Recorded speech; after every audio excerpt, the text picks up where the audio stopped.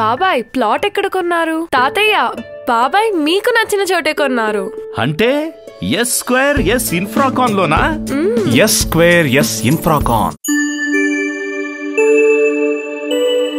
నమస్తే అండి లక్ష్మి గారు. లక్ష్మి స్టార్ అని కూడా అంటారండి. ఓకే అండి. అంటే ఇప్పుడు మీరు ఇందాక ప్రమీల గారి సమస్య ఏదో చెప్పడం జరిగింది.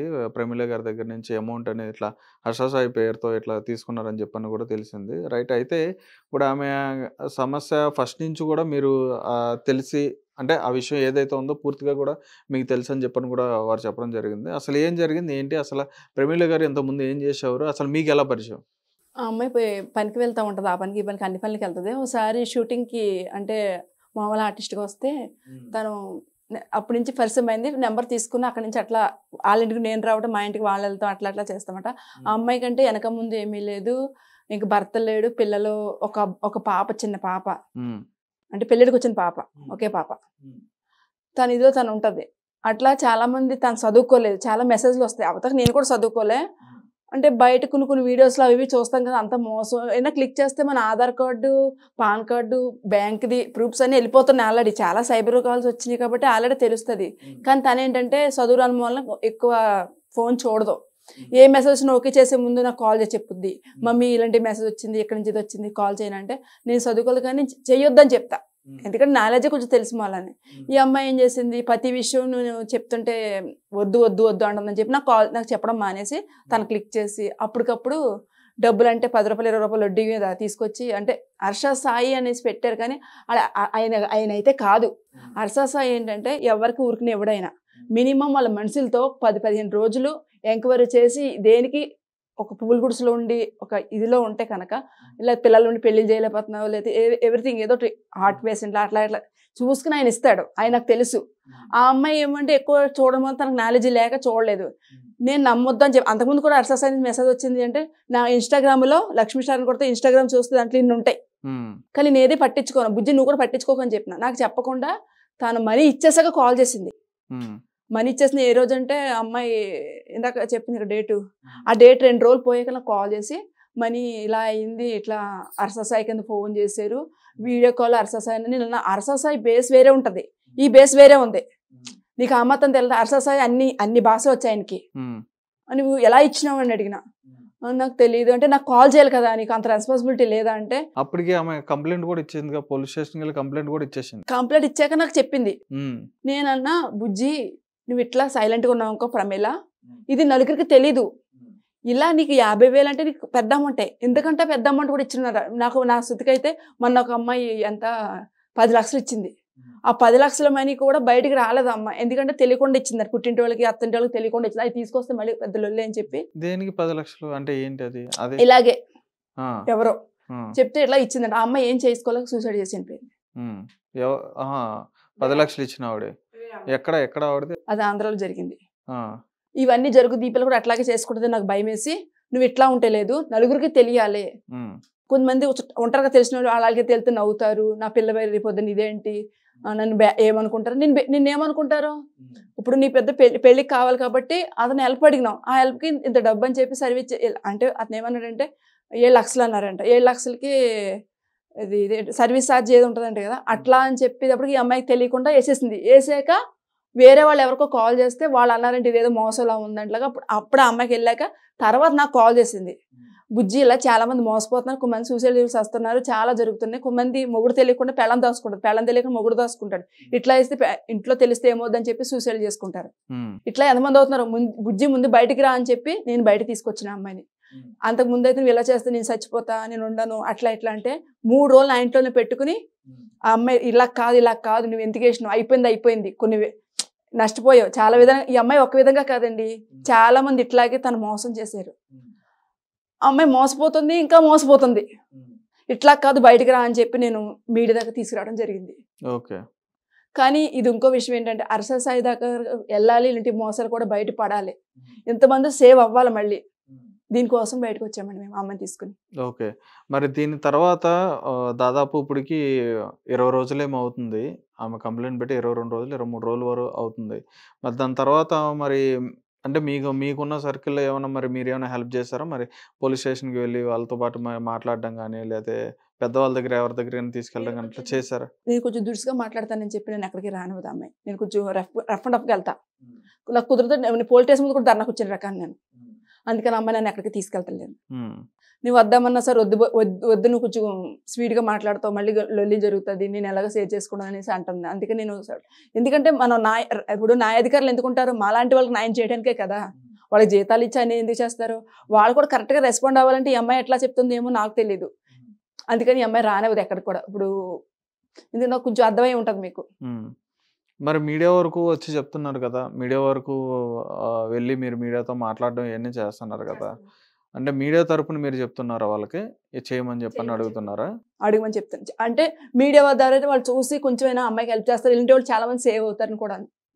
అంటే ఇప్పుడు అమ్మాయి బయటికి రాదండి, ఇలాంటి వాళ్ళు ఎంతమంది బయటకు రావట్లేదు, ఎంతమంది జీవితాలు రోడ్డు పోలు అవుతున్నాయి. కొంతమంది లక్షల్లో వేలల్లో కోట్లలో కూడా పెట్టచ్చు, చెప్పలేం.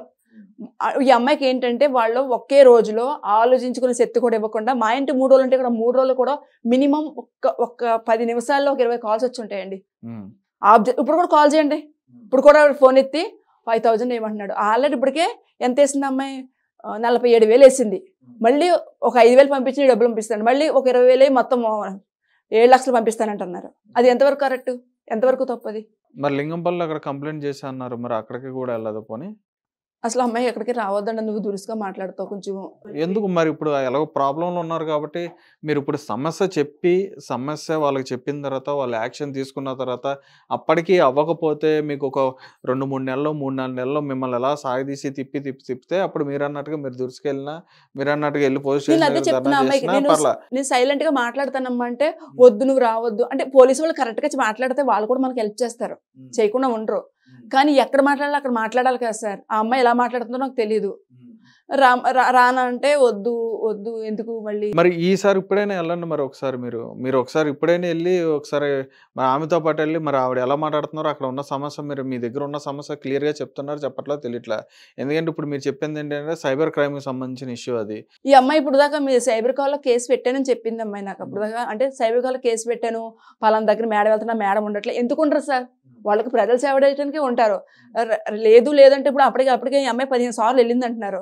మరి 15 సార్లు వెళ్ళినప్పుడు ఒకసారి రెస్పాండ్ అవుతారు కదా. అదే అండి, ఇప్పుడు మీరు ఈఎంఐ గురించి అనుకుంటున్నారా లేదా అక్కడ నిజంగా లేరని చెప్పని అనుకున్నా, అక్కడ ఉన్నారో లేరు అనేది మీకు కూడా తెలియదు నాకు. మరి ఈవిడ ఏం చెప్తున్నది కూడా మీకు క్లారిటీ లేదు కాబట్టి నేనేం మాట్లాడలేకపోతున్నా. అందుకే మీరు వెళ్ళండి ఒకసారి మీరు వెళ్ళండి, ఒకసారి మీరు కూడా వెళ్ళి మరి ఆ సైబర్ క్రైమ్కి సంబంధించిన కంప్లైంట్ కూడా మీరు కూడా ఒకసారి చెప్పి, ఇదిగోండి సార్ ఇట్లా జరిగింది సార్, మరి ఇట్లా మా ఫ్రెండ్కి ఇట్లా జరిగింది, ఇట్లా చాలా మంది ఉంటారు, ఇట్లాంటి వాళ్ళకి అందరూ కూడా తెలియదు సార్, న్యాయం జరగాలని చెప్పి మీరు కూడా ఒకసారి వెళ్ళి మాట్లాడి కొంచెం ప్రశాంతంగా మాట్లాడి చెప్తే కంప్లైంట్ అనేది ఎక్కడ వరకు వెళ్ళింది ఏంటనేది తెలుస్తుంది కదా. వెళ్ళాలండి, వెళ్తాను. మీరు ఈసారి మరి వెళ్ళండి, మరి ఆవిడతో వెళ్తే ఈసారి అక్కడికి వెళ్తా, అక్కడ నుంచి మళ్ళీ ఇక్కడ కూడా వేరే అన్నారు కదా ఇందాక మీరు, ఇక్కడ కూడా వెళ్ళండి, ప్రజాభవన్ కూడా మీ దగ్గర ఉన్న పేపర్స్ అన్ని తీసుకుని వెళ్ళి చెప్పండి కంప్లైంట్. దీని మూలంగా తెలిసింది ఏంటంటే డిపార్ట్మెంట్ కూడా కొంచెం పట్టించుకోండి. అదేనండి నేను అంటుంది, పట్టించుకోవాలి అంటే ఇప్పుడు మన సమస్య అనేది మనం చెప్పకుండా ఇప్పుడు పలానా ఇప్పుడు మీరు మీడియా ద్వారా చెప్పడం జరుగుతుంది. మీడియా ద్వారా ఎలా అంటే మీడియా వరకు ఎప్పుడు వస్తారంటే మీరు కంప్లైంట్ పెట్టి అవి జరగకుండా నేను చెప్పినట్టుగా 3-4 నెలలు ఇలా సాగదీసి 4-5 నెలలు సాగదీసి సంవత్సరాలు సాగదీసే సమస్యలు వాళ్ళు వెంటనే అప్పుడు ఏం చేస్తారంటే ఎవరి వల్ల అవ్వట్లేదు, గవర్నమెంట్ వల్ల అవ్వట్లేదు, అధికారుల వల్ల అవ్వట్లేదు అని చెప్పి మీడియా దగ్గరికి వచ్చి మీడియా దగ్గర చెప్తారు. మీరు మీడియా కన్నా ముందు అధికారుల దగ్గరికి వెళ్ళి మీరు కంప్లైంట్ అనేది చెప్పాలి. అక్కడ కంప్లైంట్ పెట్టి ఆ ప్రూఫ్లు కూడా మీరు తీసుకురావాలి, ఆ డాక్యుమెంట్స్ కూడా మీరు తీసుకురావాలి. తీసుకొచ్చి ఇదిగోండి సార్ మేము కంప్లైంట్ పెట్టాం, ఇదిగోండి ఎఫ్ఐఆర్ మా దగ్గర ఉన్నాయి. మీ దగ్గర ఎఫ్ఐఆర్ ఉందనుకోండి, ఆటోమేటిక్గా కంప్లైంట్ ఎప్పుడు ఇచ్చారు, ఎప్పుడు ఏం ఇచ్చారు ఏంటి అనేది మొత్తం రాసేసి ఉంటుంది అందులో. దానివల్ల ఏంటంటే అప్పుడు మీడియాలో మీరు ఏం మాట్లాడినా కానీ కొంచెం అది ఆ ఇంపాక్ట్ అనేది పెరుగుతుంది దాని మీద. ఇప్పుడు మీరు మీడియాలో ఎంత చెప్పినా కానీ ఏం చెప్పినా కానీ అది దేనికి కూడా ఉపయోగపడదు. రేపొద్దున నేనే వెళ్తానండి, రేపొద్దున వెళ్ళి తెలుసుకుంటాను, నేను ఏంటో తెలుసుకుంటా, అక్కడే మాట్లాడతా. అసలు న్యాయం జరుగుతుందో జరగదని కూడా అక్కడ అడుగుతాను. కొంచెం పట్టించుకోండి ఇలా మా పరిస్థితి అని చెప్తాను అక్కడ. ఎందుకంటే వాళ్ళు చాలా జెన్యున్ పరిస్థితిలో ఉంది. ఇప్పుడు వాళ్ళు కొంతమంది ఉన్నారు, వాళ్ళకి తెలిసిందంటే అమ్మాయిని కూడా వేరే విధంగా చేస్తారని కూడా భయపడింది ఆ పిల్ల, బయటికి రావడం కూడా లేదు. ఇప్పుడు నేను బయట తీసుకొచ్చిన అమ్మాయిని మీ మీడియాలో వేరే మీడియాలో అంటే ఇట్లా చాలా మంది మోసపోతారు, వాళ్ళకు కూడా ఒక మెసేజ్ ఇచ్చినట్టు ఉంటుందని మీడియాలోకి వచ్చినాను నేను ఇప్పుడు. అదేనమ్మా, అదే మీరు ముందు కంప్లైంట్ ఇవ్వాలి కదా. మీకు ప్రాబ్లం జరిగింది, దానికి సంబంధించి ముందు మీరు కంప్లైంట్ ఇవ్వకుండా నాకు ఇప్పుడు దాకా అమ్మాయి కంప్లైంట్ ఇచ్చానని చెప్పింది. నాకు అక్కడ కంప్లైంట్ ఇచ్చాను, సైబర్ కాల్ ఇచ్చిన, సైబర్ కాల్ నుంచి ఒక మెసేజ్ పంపించిన తర్వాత ఇక్కడ మేడం దగ్గర లేట్ అవుతుంది అన్నది అమ్మాయి. నేను ఇప్పుడు దాకా అదే నిజం అనుకున్నాను. దాని గురించి చూడండి, మీరు ముందు దాని గురించి ఆలోచించి ఎందుకు లేట్ అవుతుంది, ఎక్కడ లేట్ అవుతుంది, అసలు నిజం చెప్తుందా, ఇక్కడ వెళ్తుందా వెళ్ళట్లేదా, లేదా భయపడి ఆగిపోతుందా, లేదా అక్కడికి వెళ్ళి ఏం చెప్పలేకపోతుందా, ఎలా మాట్లాడుతుందో, అసలు ఉన్న విషయం చెప్తుందో చెప్పట్లేదా అనేది మొత్తం మీరు వెనకాల మీరు ఎలాగో సపోర్ట్గా వచ్చారు కాబట్టి, ఆమెకి సపోర్ట్గా ఉన్నారు కాబట్టి, ఫ్రెండ్ కాబట్టి, మరి మీరు కూడా వెళ్ళండి, ఆవిడతో పాటు ఉండండి. మీరు కూడా ఏదైతే అదే అయింది, మీరు కూడా వెళ్ళి అక్కడ మాట్లాడారు అనుకోండి, మీకు తెలుస్తుంది కదా. ఇప్పుడు దాకా నేనే సపోర్ట్ ఉన్నాను తనకి. నువ్వు నేనున్నా భయపడక, నువ్వు నేను చూసుకుంటా అని చెప్పి ఇప్పుడు దాకా కూడా తెలిసినప్పటి నుంచి కూడా నేనే ఉన్నాను. అదే అండి, అందుకని చెప్తున్నాను అండి. ఖచ్చితంగా ఈ పని అయితే చేయండి. మరి వెళ్ళండి, లింగంపల్లి పోలీస్ స్టేషన్ అన్నారు కాబట్టి అక్కడికి వెళ్ళి ఒకసారి మాట్లాడండి. డైరెక్ట్ సీఏ గారితో కూడా ఆవిడ మాట్లాడింది, దానికి సంబంధించిన ఆవిడ లేరని చెప్పని, అది ఇది అని చెప్పని అన్నారని చెప్పని అంటున్నారు కాబట్టి ఆడు. సో మీరు వెళ్ళి సరే ఏంటి సార్ పరిస్థితి, మరి దీనికి సంబంధించిన మేడం లేరంటున్నారు, మరి ఎప్పుడు తీసుకోవాలి, లేదా ఇక్కడ కాకపోతే ఇంకెక్కడ ఇవ్వాలి అని చెప్పని అనండి. అక్కడ కాదు, అక్కడ మీకు అక్కడ ప్రాసెస్ అవుతుంది అనుకోండి, ఈ లోపు ఎలాగో మళ్ళీ ఒక వారం వస్తుంది, రాగానే వెంటనే మళ్ళీ ఇక్కడ ప్రజాభవన్కి వెళ్ళండి, ప్రజా దర్బార్కి వెళ్ళండి, ఇక్కడికి వెళ్ళి ఇక్కడ మాట్లాడండి, ఇక్కడ చెప్పండి కంప్లైంట్, ఇక్కడ చెప్తే వెంటనే మీరు ఇచ్చిన డీటెయిల్స్ ఏవైతే ఉన్నాయో దానికి సంబంధించి వెంటనే వాళ్ళు తీసుకుంటారు. అది నిజమేంటో అబద్ధం ఏంటో, అసలు ఎవరు చేశారు ఏంటనేది, ఎలా జరిగింది ఏంటనేది మొత్తం అంతా కూడా బయట లాగేస్తారు. దానికి సంబంధించి కూడా ఆ పని చేయండి. ఓకే అండి, ఇదే చేస్తాను. ఆ పని చేయండి, ఆ హెల్ప్ చేయండి మరి మీ ఫ్రెండ్కి. ఇప్పుడు మీ వీడియో ప్రకారంగా నేను జనాలు చెప్పేది ఏంటంటే, ఇట్లాగ ఏదైనా వచ్చినాయి అని చెప్పి క్లిక్ చేయొద్దు, ఎవరిని మోసపోవద్దు, మీరు డబ్బులు అప్పు తెచ్చి మరీ కట్టే అవసరం లేదు. ఎందుకంటే ఒక్కట్లో ఎవరు మనీ ఇవ్వరు. ఒక 500 ఒక 100 రూపాయలు ఇవ్వడానికి ఆలోచించినప్పుడు లక్షలు మీకు ఎక్కడి నుంచి తెచ్చి పెడతారు? ఒక్కసారి అర్థం చేసుకోండి. ఏదో చెప్పారు, మీరు ఏదో అవుతారు, మీరు ఒక్కసారి ఏదో అయిపోదాం అనుకుంటే అవ్వదు. ఏది కూడా కష్టపడితేనే ఏదైనా రూపాయి మిగులుతుంది మనకి. ఇది గుర్తుపెట్టుకోండి. ఇది తెలియడానికి మీడియా దాకా వచ్చాం మేము. మా ఫ్రెండ్ లాంటి వాళ్ళు ఎంతమంది మోసపోతున్నారు, కొంతమంది బయటకు రావట్లేదు, కొంతమంది బయటకు వస్తున్నారు. దయచేసి ఎవరు కూడా ఇలాంటి బెట్టింగ్ యాప్లు ఒకటి, ఇలాంటి ఒకటి, ఏదొచ్చింది ఏ మెసేజ్ వస్తే ఆ మెసేజ్ క్లిక్ చేశారనుకో, మీ ఆధార్, మీ బ్యాంక్ది, ఎవ్రీథింగ్ మొత్తం అంతా వాళ్ళ చేతులకు వెళ్ళిందంటే మొత్తం నాశనం అయిపోతారు. జాగ్రత్త. న్యూడ్ వీడియోస్ కూడా పెట్టొద్దు. ఎందుకంటే కొంతమంది మీ వీడియో కాల్ చేస్తారు, వీడియో కాల్ రెస్పాండ్ అవ్వద్దు, ఇన్స్టాగ్రామ్ వీడియోస్కి రెస్పాండ్ అవ్వద్దు. మీ జీవితాలు ఆగం చేసి రోడ్డుని పెట్టుకుంటారు. ఇవన్నీ తెలియడానికి కూడా నేను ఇంతవరకు వచ్చిన నా ఫ్రెండ్ని తీసుకుని, తను ఇప్పుడు ఉండనే అని చెప్పింది. అసలు నేను ఎట్లా అయితే ఉండను, మొత్తం అందరికీ తెలుస్తుంది, నేను ఏమైపోతా నాకే తెలియదు అన్న అమ్మాయి. అంటే చూసిన వాళ్ళు అంటారు కదా, ఇట్లా చేసింది, ఇలా అయిపోయింది, ఏదో ఒకటి అంటారు కదా జనాలు. ఈ రోజుల్లో మనిషి పడిపోతే లెగదీసి వాళ్ళు ఉండరు, ఇంకా కిందకి ఇంకా నలగదీసి ఆ అమ్మాయి సూసైడ్ చేసినా కూడా తీసుకొస్తారు. ఆ బాధ దానికి మా ఫ్రెండ్కి రాకూడదు, మా ఫ్రెండ్ లాగా ఎవరు కాకూడదని చెప్పి తన వెనకాల నేను ఉంటున్నా. ఇంతవరకు నేను వచ్చానంటే కారణం అంతకు మూలాన్ని. నాలాంటి మా ఫ్రెండ్ లాంటి ఇంకెంతమంది ఉన్నారు అని.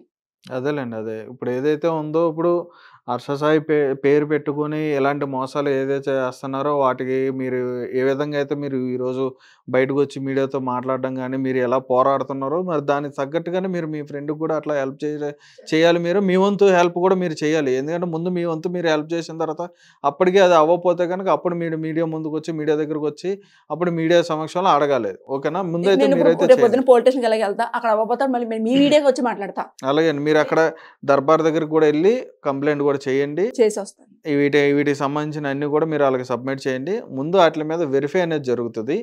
ముందు వాటి మీద మీరు ఏవైతే ఇచ్చారో వాటి మీద వెరిఫై అనేది జరుగుతుంది. వెరిఫై జరిగిన తర్వాత అది అక్కడ రైటా రాంగా, అసలు ఎక్కడ జరిగింది, ఏం జరిగింది మొత్తం మీకు ఒక టైం ఇస్తాడు.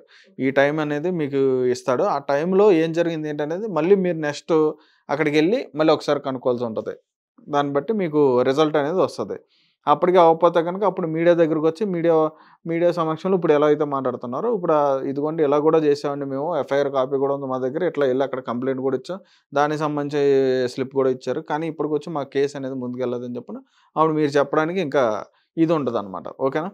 ముందైతే ఆ హెల్ప్ అయితే చేయండి మీ ఫ్రెండ్కి అయితే, మీ అదేనేది అక్కడ చూపించండి. సరే అండి, ఈ వీడియో అయితే హర్ష సాయి దగ్గరికి వెళ్ళాలి. ఎందుకంటే ఆయన దేవుడితో సమానం. ఆయన పేరు పెట్టుకుని మోసం చేస్తారు. ఇలాంటి సైబర్ నేరగాలు ఇంకా ఎందరో ఉన్నారు, కొన్ని వేల మంది ఉన్నారు, కొన్ని వేల మందిని మోసం చేస్తున్నారు. ప్లీజ్ హర్ష సాయి గారు, మీరు దీనికి రెస్పాండ్ అవ్వాలి. తగిన తగిన చర్యలు తీసుకోవాలి సార్. ఎందుకంటే ఇది మీ దాకా వస్తుందని కూడా నేను ఈ వీడియో చేస్తా కారణం అంటే మీ దాకా రావాలి. కొంతమంది అమాయకులు మోసపోకూడదు. నా ఫ్రెండ్ కాబట్టి బయటకు వచ్చింది. కొంతమంది సూసైడ్స్ కూడా చేసుకోవచ్చు, చెప్పలేం.